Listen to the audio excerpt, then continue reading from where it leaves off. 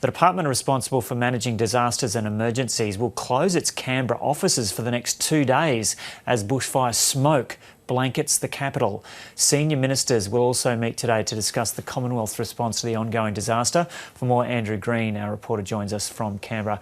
Andrew, g'day. So firstly, tell us about the government departments affected by this bushfire smoke. Joe, there are a number of them here in the capital that are either closing or relocating today, at least, perhaps even for tomorrow, with these toxic smoke conditions still continuing to hit the capital. But significantly, the department which manages Australia's disaster and emergency responses, the Department of Home Affairs, it is today closing its doors and telling staff that they won't be returning till at least Wednesday morning. That seems to be the assessment.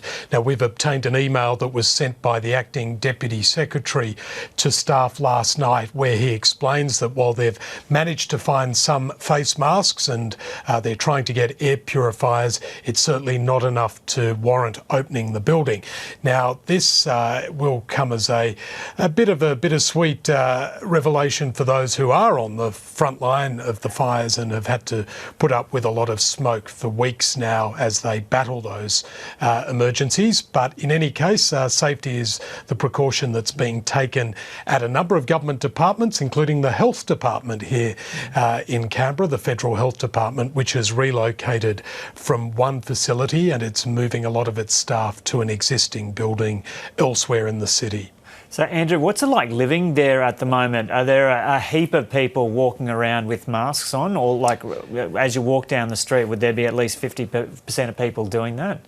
Yeah, look, I spent a bit of time at the local shops over the weekend. I didn't manage to find a face mask and was trying to spend as much time as possible indoors. But you would say probably a third of the population are now wearing masks while they're outside or even driving in their cars.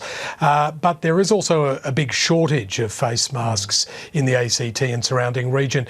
But this particular part of the world has been hit with smoke while it hasn't experienced bushfires as such as it did 15 years ago. The smoke has been a constant presence really ever since the end of last year, but in a big way since New Year's Eve. Yeah, and 100,000 face masks arriving down there today for vulnerable people to be distributed to them. And so, Andrew, the Cabinet is meeting today as well. Presumably, a lot of that meeting is going to be taken up with a discussion to the response to the bushfire crisis. Take us through what's likely to happen. Well, we did hear from the Prime Minister over the weekend about the establishment of a bushfire recovery agency, which will be headed by the former AFP Commissioner, Andrew Colvin, a respected policeman who served in the top job until recently. Now, the senior ministers that form the National Security Committee of Cabinet, they're having a separate meeting today where they'll receive a briefing on this crisis that's now hit so much of Australia and resulted in the loss of so many lives as well as property. So ministers will be hearing from that. Then there will also be a cabinet meeting to discuss the overall Commonwealth response. Of course, there's the context of these meetings is that the Prime Minister himself has come in for a lot of criticism, even from Liberal colleagues, particularly in New South Wales, who believe that he wasn't fully communicating with them and perhaps trying to blame shift as well. So that's the context for these meetings today. We also have the Army Reservists beginning to head out, and we've heard from the Chief of Joint Operations who briefed reporters late yesterday in Canberra. Let's hear now from the Lieutenant General who spoke in Canberra.